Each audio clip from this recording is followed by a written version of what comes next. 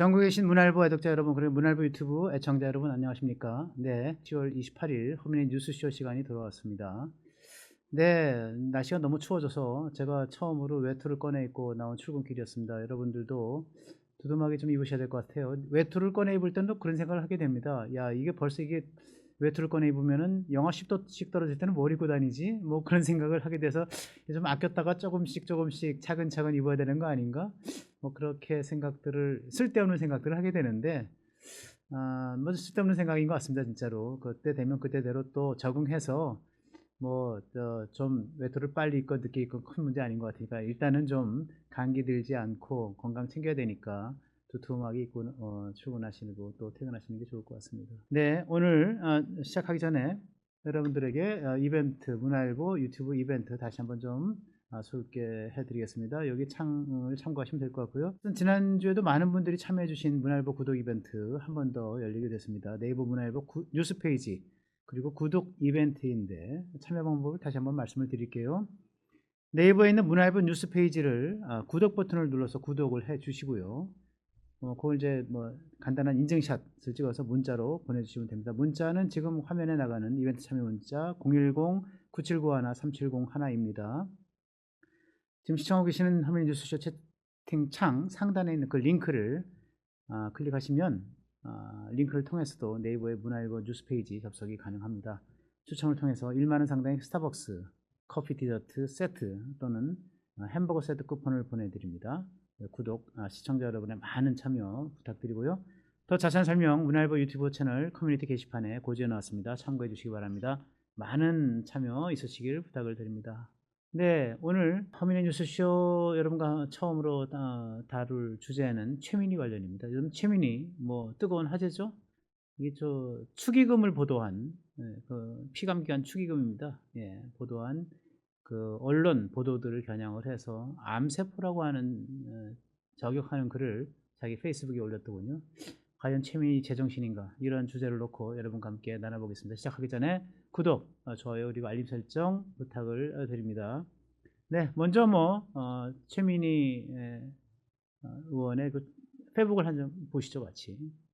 예, 제목이 뭐냐면 거창합니다. 노벨 생리의학상과 노무현 정신, 그리고 깨시민, 깨어있는 시민이죠, 깨시민 하면서 좀 비교적 긴 글을 썼는데, 소위 말해서 이제 핵심은 이겁니다. 언론 정상화 운동을 하면서 과거에 이분이 뭐 언론 노조 운동 뭐 이런 것들을 많이 했었어요. 벌써 뭐 20, 30년 된 얘기죠.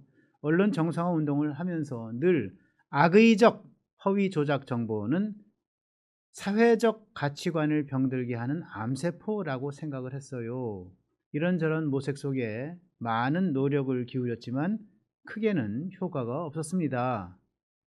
그리고 결론은 하나, 우리가 판단력을 잃지 않는 것, 이것이 핵심이라는 것. 허위 조작 정보에 휘둘리지 않도록 우리가 깨어 있어야 한다는 것. 다시 노무현 정신으로 무장할 때다. 결국은 시민의 힘이다. 깨어있는 시민의 조직된 힘. 깨시민으로 우리가 똑똑한 조절 T세포의 역할을 하자. 예, 뭐 이렇게 글을 썼습니다. 여러분, 뭐 이게 보시면 아시겠지만은 노벨 생리의학상 뭐 이거 수상 뭐 이런 사람들 뭐 암세포의 연구 이런 것들을 보면서 든 생각이라고 하는 건데, 요즘 참 공부 많이 하는 것 같습니다. 딸의 결혼식을 앞두고 뭐 양자역학도 공부하고 이제는 노벨 생리의학상까지, 그러면서 이거를 노무현 정신으로 연결시켜서 자기를 공격하는 암세포들, 이 최민희의 이 과방위원장의 피감기관을 상대로 한 축의금 문제가 사회 문제가 되고, 그리고 이것이 언론 보도를 통해서 크게 알려지고 또 당내에서조차 이제 비판 여론이 일어나니까 이것을 뭉뚱그려 가지고 암세포, 면역세포, 뭐 T세포 뭐 이렇게 분류해서 이거를 자기 방어에 쓰는, 참 탁견, 그저 뭐 감탄스러울 뿐입니다. 그 주장은 뭐 이래요. 이게 암세포가 자라나면은 그 암세포를 이제 공격하기 위한 그 자기 정상세포를 보호하기 위한 이제 면역세포가 발동을 하는데, 면역세포가 작용을 할 때 이것이 암세포인지 정상세포인지 구별을 못해가지고 정상세포를 공격을 하게 된다. 그래서 그것이 과해질 경우에 이제 뭐 자가 면역 질환이라고 하는 것이 생기는데, 요것을 조절해 주는 게 T세포다. 근데 T세포도 가끔은 암세포의 유혹에 빠져 가지고 암세포를 공격해야 되는데 이게 공격하지 못하고 이제 정상세포를 또 공격하는 일에 가담한 일이 벌어진다. 이럴 경우에 이게 T세포를 제대로 바로 잡아줄 방법이 없겠는가? 뭐 이런 얘기를 하는 거예요. 여기서 암세포는 그러면서 뒤에 이제 이런 얘기를 한 거죠. 언론 정상운동을 하면서 늘 악의적 허위 조작 정보는 사회적 가치관을 병들게 하는 암세포라고 생각한다. 이렇게 얘기하는 거예요. 그러니까 최민희 자기는 정상세포인데 여기서 악의적 허위 조작 정보가 갑자기 왜 튀어나왔겠습니까? 최근에 피감기관 이 축의금 자기 딸 축의금 문제로 엄청난 논란을 불러일으키고 그것이 연일 보도되고 이것 때문에 이제 공공에 빠지게 되니까 이제 이런 걸 쓴 거 아니겠습니까? 예. 그래서 결국 나라는 정상인을 공격하는 정상세포를 공격하는 그 암세포는 악의적 허위 조작 정보로 사회적 가치관을 병들게 하는 그 암세포. 그 암세포라고 하는 건 결국은 언론의 이 말하자면 이제 이 비판 논조의 이 보도들인 거죠. 이게 언론 보도를 암세포로 규정을 한 겁니다. 자기에 대해서 비판적인 언론 논조를. 야, 이게 과연 제정신으로 이런 글을 쓸 수 있는가? 그런데 그러면 그 암세포를 공격해서 암세포를 막아줘야 될 면역세포라고 하는 것이 있고 또 그것을 제대로 작동하게 T세포가 작동을 해야 되는데 이 면역세포 T세포가 전부 정상적으로 작동을 안 해. 오히려 정상세포를 공격을 해. 이게 누구겠습니까? 당내 비판을 얘기하는 거죠. 참 이건 뭐 머리가 좋은 건지 나쁜 건지. 어쨌든 분명한 것은 자기에 대한 비판 논조의 언론 보도를 암세포라고 규정했다는 것. 그 암세포를 막아야 될 이 우리 당의 동료 의원들이 나에 대해서 같이 비판하고 있으면 그들이 결국은 그 이 면역세포 그다음에 T세포 역할을 못하는 거 아니냐 이런 얘기하는 겁니다. 예, 이런 것들을 보면서 이게 정말 그 최민희 가방위원장 갈 때까지 갔구나 이런 생각을 금할 수가 없습니다. 한번 따져보시죠. 최민희 가방위원장의 그 딸의 이렇게 축의금 문제가 뭐 이미 결혼식 전부터 국감 기간 동안에 그것도 국회에서 자기 딸 결혼식을 올리고 그거를 청첩장이 공개가 됐잖아요. 거기에 뭐 최민희 위원장 딸의 뭐 축의금, 뭐 계좌번호 다 적혀 있었고요. 피감기관들이 뭐 그냥 초긴장을 해가지고 그냥 언제야, 어디지, 뭐 이러면서 그냥 얼마를 해야 돼, 뭐 이러면 뭐 눈에 보듯이 뻔한 거 아니겠습니까? 이게 뭐 이것이 법적 여부 이런 걸 떠나가지고 사실은 정치인으로서 하지 말아야 될 일이죠. 정치인의 최소한의 도리를 나는 직업윤리를 어긴 거다 이렇게 생각을 합니다. 네. 그래서 이 피감기관 관계자들로부터 결국 이제 축의금을 받고 글쎄 뭐 양자역학 공부하느라고 이거 뭐 얼마나 이게 축의금이 늦게 들어왔는지 몰라가지고 저기 나중에 며칠 뒤에야 이것을 계산해 보니까 이거 뭐 생각보다 많은 돈을 내신 분들은 부담스러우니 뭐 이거를 돌려줘야 되겠다 뭐 그래가지고 정리했다고 하는 내용이 공개가 된 건데 그건 변명이죠. 제가 볼 때는 변명입니다. 뭐 10만, 20만 원, 30만 원, 50만 원, 100만 원씩 하는 그 축의금 명단 이거를 자기 이제 보좌진에게 전송하는 장면이 포착이 된 겁니다. 포착이 되고 요것이 이제 서울신문의 특종기사 단독기사로 나가니까 한다는 변명이 이거 반환하려고 한 거다. 많이 이 축의금을 낸 분들은 이건 뭐 법적 문제가 있을 수 있으니 반환하려고 한 거다. 이렇게 둘러댔는데 제가 볼 땐 둘러댄 거예요. 그냥 그게 어떻게 반환하려고 한 거겠습니까? 물론 그리고 반환하려고 한다 하더라도 문제가 있다는 걸 좀 이따 말씀을 드릴 거예요. 여기 보면요. 이동통신사 대표 100만 원, 지상파 방송사 관계자들 3명이 각 또 100만 원, 과학기술원 이거 피감기관입니다. 20만 원, 종합편성 채널 관계자 2명 각 30만 원. 이게 보니까 이게 우리 얼마씩 해야 되지? 얼마씩 해야 적절할 것 같아.